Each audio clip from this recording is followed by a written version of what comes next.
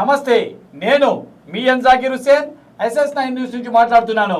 ఏ దేశమెక్కినా ఎందు కాలిడినా ఏ పీఠమెక్కినా ఎవ్వరెదురైనా పొగడరా నీ తల్లి భూమి భారతిని, నిలుపరా నీ జాతి నిండు గౌరవం. ఈరోజు SS9 స్టూడియోకి మన దగ్గరికి ఇద్దరు నాయకులు రావడం జరిగింది. జనసేన పార్టీ రాష్ట్ర కార్యదర్శి నాయబ్ కమాల్ గారు, అదేవిధంగా జిల్లా ప్రధాన కార్యదర్శి రామచంద్ర ప్రసాద్ గారు రావడం జరిగింది. సార్, మీరు ఇక పిలవగానే మా యొక్క స్టూడియోకి వచ్చినందుకు ప్రత్యేకమైన ధన్యవాదాలు. నమస్తే సార్. నమస్తే జాకీర్ గారు. సార్, మీరు స్టూడియోకి వచ్చినందుకు మా ప్రత్యేకమైన ధన్యవాదాలతో జరిగినటువంటి సార్వత్రిక ఎన్నికల మీద చాలామందికి అనేక రకాల అనుమానాలు ఉన్నాయి. ఈ అనుమానాలు ఏ విధంగా ఈ యొక్క పార్టీ ఏదైతే వైఎస్ఆర్సీపీ ఉందో కూటమి చిత్తుగా ఓడించిన విషయం మీ ఇద్దరికీ తెలిసినటువంటిదే. కానీ గెలవని చోట కూడా, అంటే పార్టీ కొన్ని చోట్ల భారతీయ జనతా పార్టీ అనేటటువంటిది గెలవని చోటు కూడా, పూర్తి స్థాయి వ్యతిరేకత ఉన్న చోటు కూడా పార్టీ గెలిచింది అన్న అనుమానాలు కొద్దిమందికి ఉన్నాయి. For example Dharmavaram, Anantapuram district, అంటే ఇప్పుడు సత్యసాయి డిస్టిక్, అక్కడ సత్యప్రసాద్ సంథింగ్ నేమ్, ఆయన యాక్చువల్గా స్థానికుడు కాదు కానీ గెలిచేశాడు. అది ఏ విధంగా గెలిచింటాడు? ఏమన్నా ఈవీఎం మ్యానిపులేట్ జరిగిందంటారా? చేయడానికి అవకాశం ఉందా నాయబ్ గారు? ఈవీఎం మ్యానిపులేట్ అనేది ఉందే అనుకుంటే దేశంలో భారతీయ జనతా పార్టీ ప్రధాని నరేంద్ర మోడీ గారు ఈరోజు పరిస్థితి ఎన్డీఏలో సపోర్ట్ అవసరం పడేదా? అదే మ్యానిపులేట్ ఉంటే 2019లో కూడా ఇదే విధమైన అన్యూమైన మెజార్టీతో వైసీపీ పార్టీ వచ్చింది కదా, అప్పుడు కూడా జరిగి ఉందా? గతంలో ఏంది ఇప్పుడు జరిగింది అంటే అప్పుడు కూడా అదే రిజల్ట్ చూపించారు. 151 సీట్లు ఇచ్చారు వైసీపీ పార్టీకి ఆంధ్రప్రదేశ్ ప్రజలు, ఇప్పుడు 164 ఇచ్చారు. అంటే ఇక్కడ ఆంధ్ర రాష్ట్ర ప్రజలు ఎంత తెలివిగా తమ రాష్ట్రాన్ని కాపాడుకోవాలని చూస్తున్నారు అనేది మనం ముఖ్యంగా తీసుకోవాల్సిన పాయింట్. అరాచక పాలన చూశారు, దోపిడీలు, కబ్జాలు, అభివృద్ధి లేదు, పరిశ్రమలు లేవు, పనులు చేసుకునే భవన కార్మికులే పక్క రాష్ట్రాలకు వలస వెళ్ళిపోతున్నారు. ఇవన్నీ చూసిన ప్రజలు ఇప్పుడు కూడా గమనం ఉంటే రావణ కష్టంలో అయిపోయింది. ఎట్టి పరిస్థితుల్లోనూ ఈ రాష్ట్రాన్ని మార్చాల్సిన అవసరం ఉంది, ప్రభుత్వాన్ని మార్చాల్సిన అవసరం ఉంది అని ఆంధ్ర రాష్ట్ర ప్రజలు తెలివిగా నిర్ణయం తీసుకున్నారు. ఆ నిర్ణయంలో జనసేన పార్టీ అధ్యక్షుడు పవన్ కళ్యాణ్ గారు కీలక పాత్ర వహించారు. పవన్ కళ్యాణ్ అనే వ్యక్తి లేకపోతే ఈ కూటమి అయ్యేది కాదు. ఆయన ఢిల్లీకి 1-10 సార్లు తిరిగి తను తగ్గైన రాష్ట్రాన్ని కాపాడుకోవాలనే ఉద్దేశంతో ఎన్డీఏ కూటమిలో తను చేరాడు. బాబు గారికి, ప్రధానమంత్రి మోడీ గారికి వారధిలాగా నిలబడి వాళ్ళిద్దరిని కలిపి ఈ రాష్ట్రం ఇవాళ ఒక రాక్షస కబంధహస్తాల నుంచి బయటకు వచ్చిందంటే దానికి ముఖ్య కారణం మన జనసేన పార్టీ అధ్యక్షుడు పవన్ కళ్యాణ్ గారు. అంటే మీరు చెప్పేది ఏంటంటే జనసేన పార్టీ ద్వారానే ఈరోజు తెలుగుదేశం పార్టీ అయితేనేమి, కూటమి అయితేనేమి పూర్తి స్థాయి అధికారంలోకి వచ్చింది. సో ఖచ్చితంగా పవన్ కళ్యాణ్ గారే దీనికి ఆజ్యం పోశారు, ఆయన లేకపోతే కూటమి గెలుపు లేదు అనే విధంగా చెప్తున్నారు. ఇక పాయింట్ ఏంటంటే, సో ఈ సార్వత్రిక ఎన్నికల్లో జగన్ గారు వ్యక్తిగతమైన విషయాలు కూడా పవన్ కళ్యాణ్ మీద మాట్లాడడం జరిగింది. జగన్ అయితేనేమి, తర్వాత పార్టీకి సంబంధించినటువంటి మంత్రులు అయితేనేమి, అప్పట్లో ఉన్న మంత్రులు, ఇప్పుడు మాజీ మంత్రులు అండి, అప్పట్లో ఉన్న మంత్రులు అయితేనేమి, ఎమ్మెల్యేలు అయితేనేమి వ్యక్తిగత విషయాలు కూడా ఇన్వాల్వ్ కావడం జరిగింది. రామచంద్ర గారు, సో వ్యక్తిగత విషయాలు రాజకీయాలలో మాట్లాడడం అవసరం ఉందంటారా? మాట్లాడచ్చా? అయ్యే చాలా తప్పు. అసలు అటువంటి విషయాలు వ్యక్తిగత విషయాలు రాజకీయంలోకి రాకూడదు. అవి రావటం వల్ల చాలా ప్రభావం పడుతుంది జనాల మీద. ప్రతిసారి మూడు పెళ్లిళ్ళు అనే విషయం జనాల్లోకి చాలా సీరియస్గా వెళ్ళిపోయింది. దీని మీద ఎఫెక్ట్ ఇదే ఇప్పుడు కనబడుతుంది. అంటే మీరు ఆ ఎఫెక్ట్ కూడా పూర్తి ఆయన వ్యక్తిగత విషయాన్ని తీసుకోవడం కూడా, రాజకీయాల్లో వినియోగించుకోవడం కూడా ఇంపాక్ట్ పడింది, ఆ యొక్క ప్రభావం కూడా జగన్ మీద పడింది అంటారా? తప్పకుండా పడుతుంది. ఇప్పుడు సరే సార్, మీరు చెప్పినట్టు ఆ విధంగా పడింది అనే విధంగా మీరు మాట్లాడుతున్నారు. కానీ పబ్లిక్ లో కూడా ఒక అనుమానాలు అనేటివి నివృత్తి అవుతున్నాయి. సో జగన్ను ఓడించడంలోనే కాకుండా, కమాల్ గారు, జగన్ను ఓడించడంలో కాకుండా సో చంద్రబాబు నాయుడు పవన్ కళ్యాణ్ వాడుకుంటున్నాడు, చాలా తెలివితో ఆడుకుంటున్నాడు అనేటటువంటిది కూడా కొద్దిమంది వైసీపీ శ్రేణులు మేధావులు చెప్తున్నారు. దీన్ని మీరు ఏ విధంగా దీనికి సమాధానం చెప్తారు? జనసేన పార్టీ ఆవిర్భావ దినోత్సవం మార్చి 14వ తారీఖు విప్పటం అనే గ్రామంలో పెట్టాం.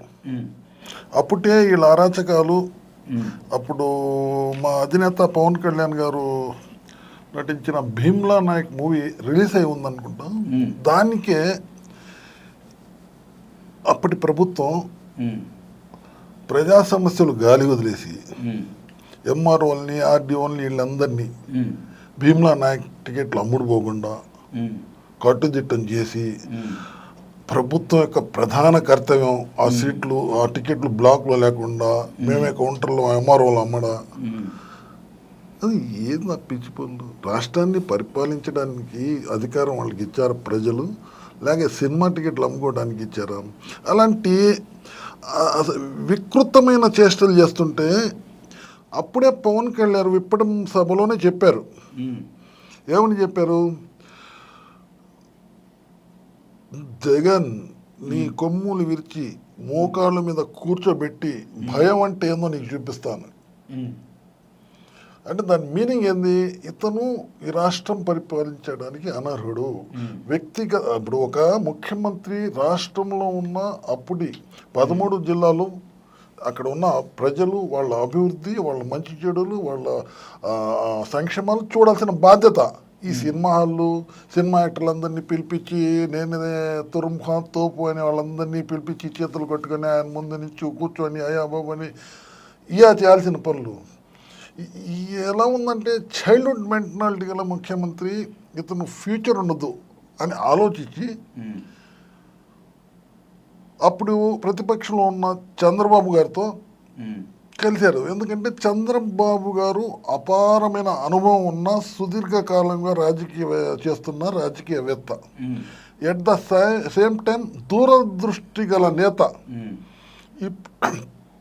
ఇప్పుడు మనం తీసుకునే నిర్ణయం ఫ్యూచర్లో నెక్స్ట్ జనరేషన్లో ఎవరికి ఎలా ఉపయోగపడిద్ది అనేది ఆయన అనుభవం, జనసేన యొక్క జనబలం, ఈ రెండు కలిసి ముందుకెళ్ళాయి అప్పటి నుంచే. అప్పుడే ఒక రకమైన ఈ రెండు కలిస్తే ఓటమి తప్పదేమో అనే ఒక ఆలోచనలో వైఎస్ఆర్సీపీ వచ్చేసింది. ఈ పొత్తును విడగొట్టాలా అని దమ్ముంటే, మగాళ్ళైతే ఒంటరిగా పోటీ చేయండి, సింహం సింగల్గా వచ్చింది, పందులు గుంపుగా వస్తాయి అని ఈ పిచ్చి పిచ్చి మాటలు అంటే మీరు సినిమా డైలాగులు పవన్ కళ్యాణ్ చెప్పాల్సిన డైలాగులు జగన్ గారు చెప్పారని మీరు చెప్పడమే కాకుండా, ఇక పిఠాపురంలో ఆయన నామినేషన్ వేయగానే ఓడించడం కోసం అనేక రకాల ప్రయత్నాలు చేయడం జరిగింది జగన్ గారు.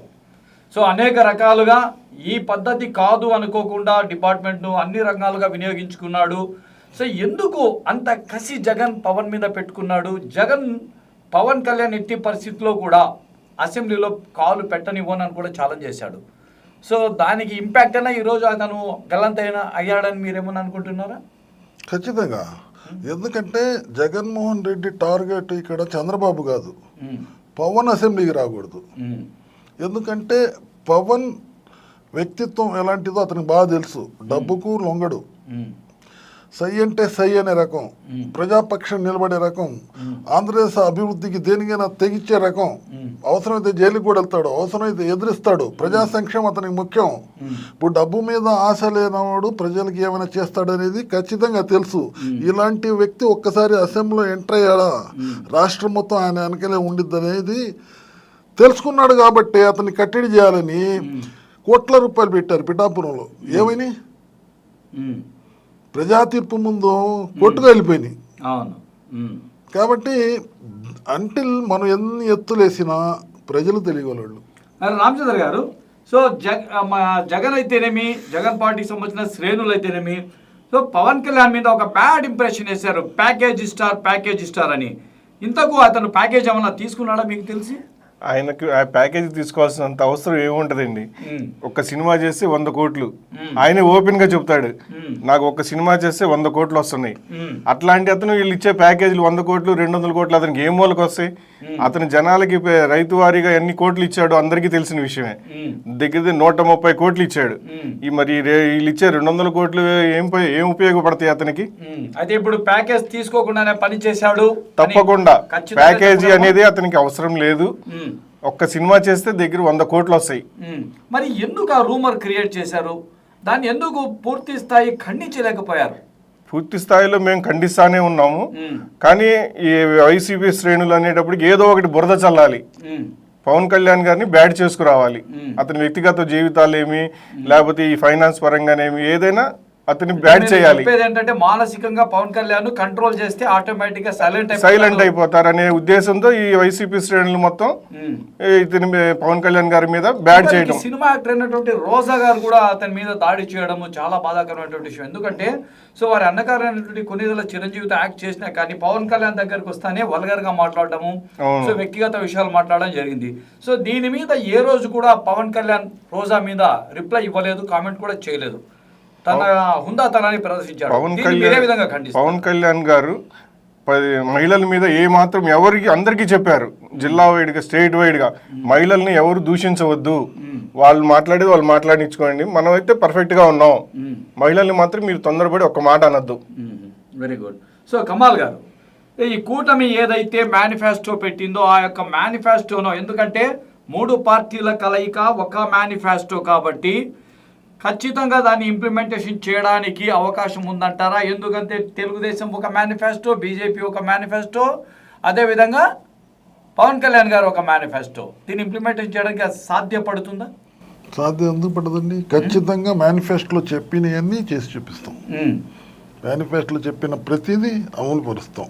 ఆ విధంగానే మన ప్రణాళికలు ఉంటాయి. సంవత్సరానికి 3 సిలిండర్లు మొత్తం ఉచితంగా, ప్రతిదీ అమలు ఆడవారికి బస్సులో ఉచిత ప్రయాణం, 50 సంవత్సరాలు మా జాగిరి గారు, మా ప్రభుత్వం వచ్చేసింది. 1 సంవత్సరం చూడండి తెలిసిపోయింది ఎలా అమలు పరుస్తాం.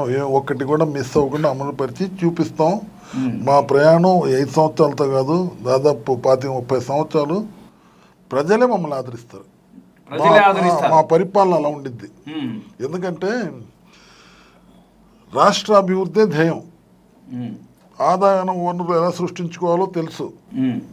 చంద్రబాబు గారికి పవన్ కళ్యాణ్ గారి పొత్తులో ఇవన్నీ జరుగుతాయి. అలాగే పరిశ్రమలు తీసుకొస్తాం, కార్పొరేట్ కంపెనీలు వస్తాయి, నవయువతకి ఉద్యోగాలు వస్తాయి. ఆంధ్ర రాష్ట్ర రూపురేఖలు మొత్తం మారిపోబోతున్నాయి. ఈ రాజధాని ఇంపాక్ట్ అంటే ముఖ్యంగా జగన్ ఓడిపోవడానికి కారణం కూడా ఈ రాజధాని అనేటటువంటి దీన్ని తరలిస్తాను, 3 రాజధానులు చేస్తా అనడంలో కూడా ఇక్కడ భయంకరమైనటువంటి భారీ స్థాయిలో ఉద్యమాలు జరిగాయి. ఆ ఉద్యమాలను కాస్త కూడా పరిగణలోకి తీసుకోలేదు కదా రామచంద్ర గారు, జగన్ గారు. సో అది కూడా ఏమైనా ఇంపాక్ట్ ఉంటుందంటారా? ఇప్పుడు ఆంధ్ర రాష్ట్ర ప్రజలకి దైవభక్తి ఎక్కువ. అమరావతి అనేది ఇంద్రలోక రాజధాని. ఇంద్రలోక రాజధాని పేరు అమరావతి. అలాంటి అమరావతిని 2014లో డివైడ్ అయినాక చంద్రబాబు గారు ఇచ్చాపురం టు తడ సెంటర్ గుంటూరులో అమరావతి కృష్ణానది అమ్మట ఉంది. అటు తడ శ్రీకాకుళం విశాఖపట్నం నుంచి వచ్చే వాళ్ళకి, ఇటు అనంతపురం చిత్తూరు కడప నుంచి వచ్చే వాళ్ళకి సెంటర్ అయిద్దని ఇది సెలెక్ట్ చేశారు. అమరావతి అనే పేరుని ఇంద్రలోక రాజధాని కాబట్టి దేవుళ్ళు ఉండే రాజధాని అది అమరావతి. అలాంటి దేవుళ్ళు ఉండే రాజధాని పేరు పెట్టి దీన్ని ఘనంగా అప్పటి ప్రైమ్ మినిస్టర్ తీసుకొచ్చి ఇనాగ్రేట్ చేస్తే అలాంటి రాజధాని కాలదాన్ని తీసుకెళ్ళి ఎక్కడో తీసుకెళ్ళిపోతా ఉంటే ప్రజలు ఊరుకుంటారా, దేవుడు ఊరుకుంటారా? అందరికి కలిసి కొట్టారు దెబ్బ. ఏమైంది? నామరూపాలు లేకుండా అయిపోయింది. అసెంబ్లీలో డిపాజిటే కోల్పోయారు. 10% మినిమం 10% సీట్లు వస్తేనే ప్రత్యర్థిగా ఉంటారు అసెంబ్లీలో. ప్రతిపక్ష హోదా కూడా కోల్పోయారు. ఇక అంతకంటే బుద్ధి ఇప్పుడు దేవబలం కూడా తగిలిందండి. అమరావతిని తన్నారు కాలుతో. ఏమైంది? ఇది నేను ఏదో వచ్చిందని చెప్పట్లా, ఆలోచించండి. ప్రజలు బుద్ధి చెప్పారు, దేవుడు బుద్ధి చెప్పారు, పక్కన కూర్చోబెట్టారు. అయితే సరే, ప్రజలు బుద్ధి చెప్పారు, అదేవిధంగా దైవం యొక్క ఇంపాక్ట్ కూడా జగన్ మీద పడిందని చెప్తున్నారు. సరే, ఈ ఇంప్లిమెంటేషన్ చేసేటువంటి కార్యక్రమాలకు ఈ ధనం ఏ విధంగా ప్రొడక్ట్ అవుతుంది? ఎందుకంటే సంపద అనేటటువంటిది చాలా తక్కువగా మనకు ట్యాక్సెస్ ద్వారా వస్తుంది ఆంధ్ర రాష్ట్రానికి. సో మరి దీని ప్రభావం ఏ విధంగా ఉంటుందని రామచంద్ర గారు ఖచ్చితంగా తేవడానికి అవకాశం ఉందంటారా సెంట్రల్ నుంచి? తప్పకుండా తీసుకొస్తారండి. దీంట్లో పవన్ గారి సపోర్ట్ ఏ మాత్రం ఉంటుంది? పవన్ గారి మాట సెంట్రల్ వింటుందా ఇంతకు? తప్పకుండా వింటారండి. విని ఇప్పుడు ఇండస్ట్రీలకు తెచ్చే ఆలోచనలు కూడా ఉన్నారు. వాటి ద్వారా మన ఆంధ్రప్రదేశ్కి ఆదాయ వనరులు వస్తుంటాయి. దాని ద్వారా తప్పకుండా చేస్తారు. తప్పకుండా చేస్తారు. సో నాయబ్ గారు, ఈ ఇప్పుడు ఏదైతే సెంట్రల్ గవర్నమెంట్ ఫామ్ కావాలంటే ఖచ్చితంగా బీజేపీకి కూటమి, అంటే మన రాష్ట్రానికి సంబంధించిన కూటమి, అదేవిధంగా నితీష్ కుమార్ గారి సపోర్ట్ లేకపోతే సెంట్రల్ గవర్నమెంట్లో బీజేపీ రావడం కష్టంగా ఉంది. ఇటువంటి తరుణంలో చంద్రబాబు నాయుడు అయితేనేమి, పవన్ కళ్యాణ్ అయితేనేమి ఇదే అదునుగా ప్రత్యేక హోదా మీద ఏమైనా డిమాండ్ చేస్తున్నారా మీ పార్టీ తరఫున? రాష్ట్ర శ్రేయస్సు కొరకు డిమాండ్ అనరండి దాన్ని. రాష్ట్రానికి అవసరమైన మొత్తం అడగడంలో తప్పు లేదు. ఎందుకంటే మనం సపోర్ట్ చేస్తున్నాం, మనం ఎన్డీఏలో ఉన్నాం కాబట్టి. ఎన్డీఏ మీన్స్ పొత్తు అంటే ఒకళ్ళొకళ్ళు సపోర్ట్ చేసుకోవటమే పొత్తు అంటే. మనకు విశాఖ ఉక్కు ఆపాల్సిన అవసరం ఉంది. ప్రత్యేక హోదా చాలా అవసరం. విశాఖ ఉప్పు ఫ్యాక్టరీని కూడా మీరు ఆపుతారు? ఆపుతాం, ఖచ్చితంగా. మా నాయకుడు చెప్పున్నారు. ఇంకా విశాఖపట్నానికి రైల్వే జోన్ కూడా సాధిస్తారా? విశాఖ స్టీల్ ప్రైవేటీకరణ కాకుండా ఆపుతాం. రైల్వే జోన్ ఆటోమేటిక్గా వచ్చేసిద్దండి. అదే ఆగినప్పుడు మనకు రాష్ట్రాభివృద్ధి కోసం ఏవైనా సరే అడిగి సాధించుకుంటున్నాం. సెంట్రల్ నుంచి ప్రత్యేక హోదా కూడా ప్రయత్నం చేస్తున్నాం. రాష్ట్రానికి కావాల్సిన ఆర్థిక సపోర్ట్ కూడా తీసుకొస్తాం. రాష్ట్రాభివృద్ధిదే మన ధ్యేయం, మన లక్ష్యం. రాష్ట్ర ప్రజల శ్రేయస్సు plus at the same time law and order, శాంతి భద్రతల పరిరక్షణ కోసం అయితే ఏ స్టెప్ అయినా తీసుకుంటాం.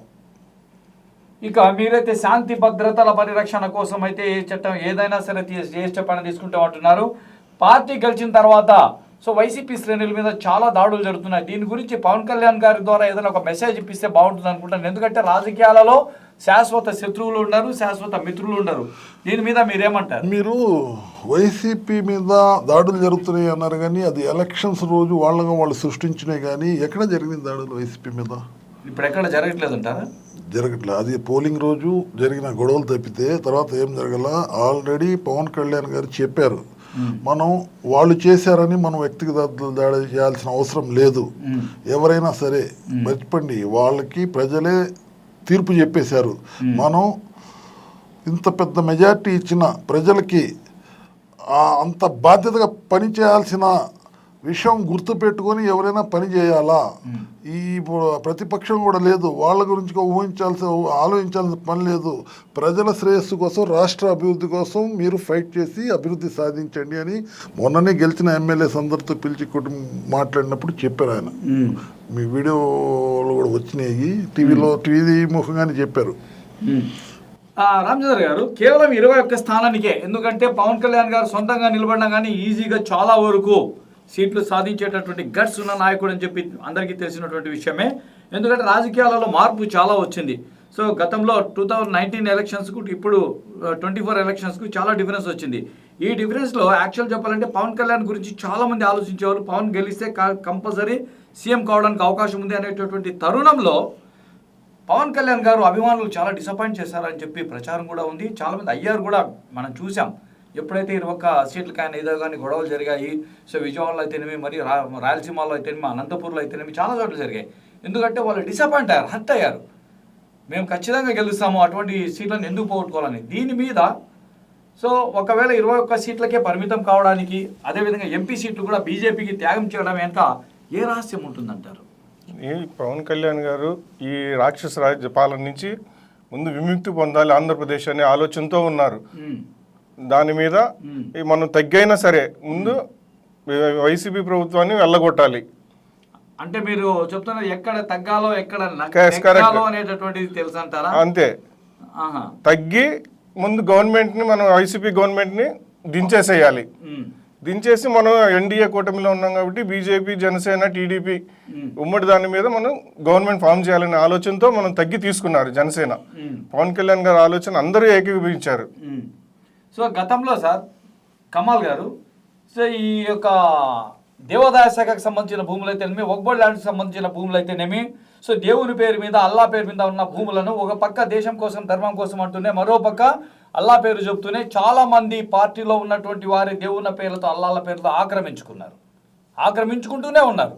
బయటికి ఒక రకంగా చెప్తున్నారు, తర్వాత వాళ్ళు చేసే పని వేరేగా ఉంది. సో దీని మీద అంటే ఓ పక్క దేవుని భూములైనటువంటి ఎండోమెంట్ భూములైనా ఒకటే, వక్బోర్డ్ భూములైనా ఒకటే. సో ప్రస్తుతానికి విజయవాడలో కూడా చాలా ఆక్రమించుకోవడం జరిగింది. ఒక మంత్రి గారే దాన్ని ఆక్రమించుకోవడం జరిగింది. మొన్న రీసెంట్గా 5 ఎకరాస్ వరకు చాలా కాస్ట్లీ ల్యాండ్స్, అదేవిధంగా ఎండోమెంట్ సంబంధించినట్టు కూడా ఆక్రమించుకోవడం జరిగింది విజయవాడలో కూడా. సో అమ్మవారివి. సో దీని మీద మీరేమన్నా ఆలోచించి ఆ ల్యాండ్స్ వెనక్కి తీసుకోవడానికి ప్రయత్నాలు ఏమన్నా చేయించడానికి ప్రయత్నం చేస్తారా? అంటే ప్రతి సంవత్సరం వక్బోర్డ్ ల్యాండ్స్ కానివ్వండి, దేవాదాయ శాఖ ల్యాండ్ కానివ్వండి 5 to 10% ఆన్ రికార్డ్స్లో తగ్గిపోతున్నాయి. ఆన్ రికార్డ్స్లోనే 5% నుంచి 10% దాకా. మీరు అన్నట్టు ఇది చాలా ఇంపార్టెంట్ అయిన విషయం. దీని మీద ప్రక్షాళన చేయాలా?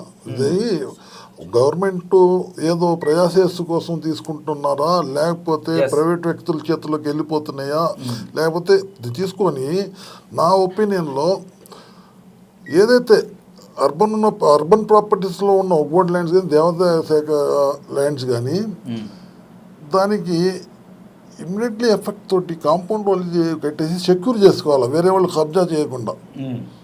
అలా దాన్ని వినియోగంలో తెచ్చుకుంటే బాగుంటుంది, కానీ ఊరికే కాంపౌండ్ కట్టేసి పెట్టడం వల్ల ముందు కబ్జా ఆగిద్ది, తర్వాత దాని డెవలప్మెంట్ గురించి ఆలోచించవచ్చు. ముందు ఉన్న పళంగా ఎవడు పట్టి చుట్టుపక్కల వాళ్ళు అది అక్కడ సెక్యూరిటీ ఎంప్లాయీస్ తక్కువ ఉంటారండి, ఎవడు పోయి అది ఎవరు చూస్తారు?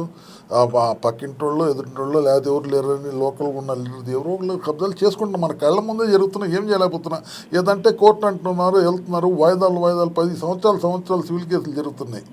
నా ఒపీనియన్లో వీటిని కాస్ట్లీ ప్రాపర్టీస్ని కాంపౌండ్ వాల్ పెట్టి సెక్యూర్ చేసి ముందు, తర్వాత వాటిని డెవలప్ చేసి రెండుకి ఇస్తే ఆ ఆదాయము ఆ దేవాదాయ శాఖకు వక్బోర్డ్కు వెళ్ళి అది తద్వారా ప్రజలు ఉపయోగపడిద్ది వాళ్ళ అభివృద్ధికి.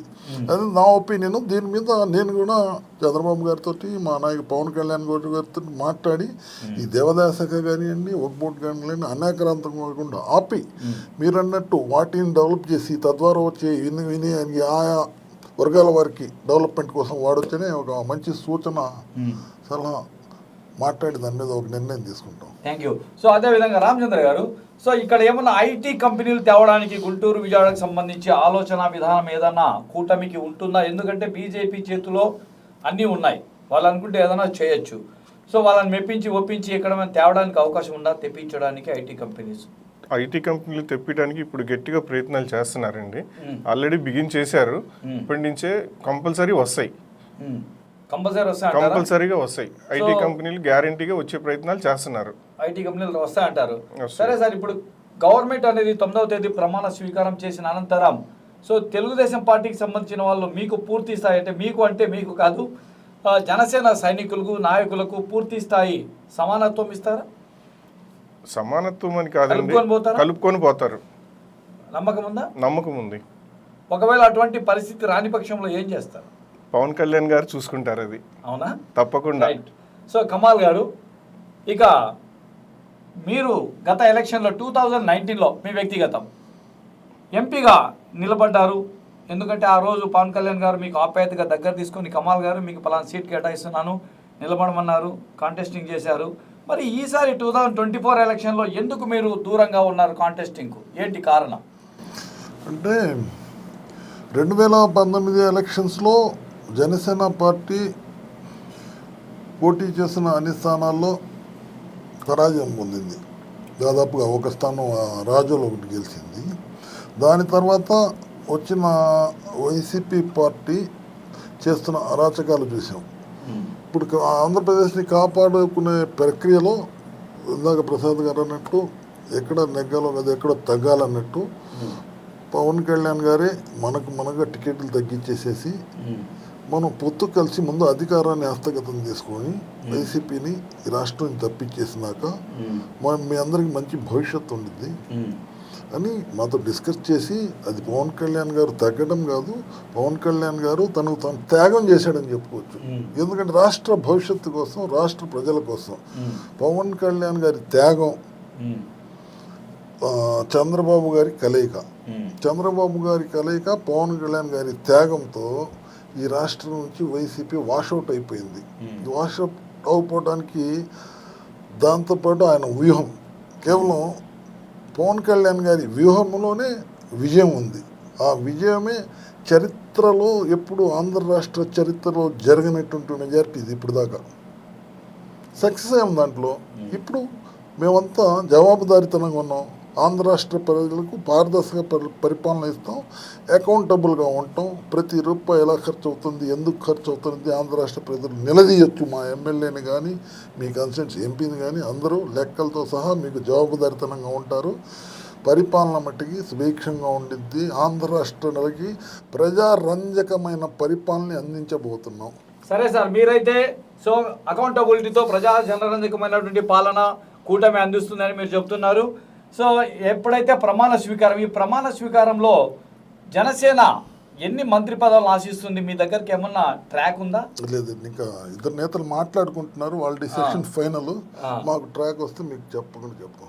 ట్రాక్ వస్తే చెప్తారంటే కనీసం 6 అడగచ్చా, 7 అడగచ్చా, 8 అడగచ్చా? నేను అడగచ్చండి ఒక రోజు. చెప్పండి, మీకు తెలిసి లేదు, మన క్లారిటీ లేదు.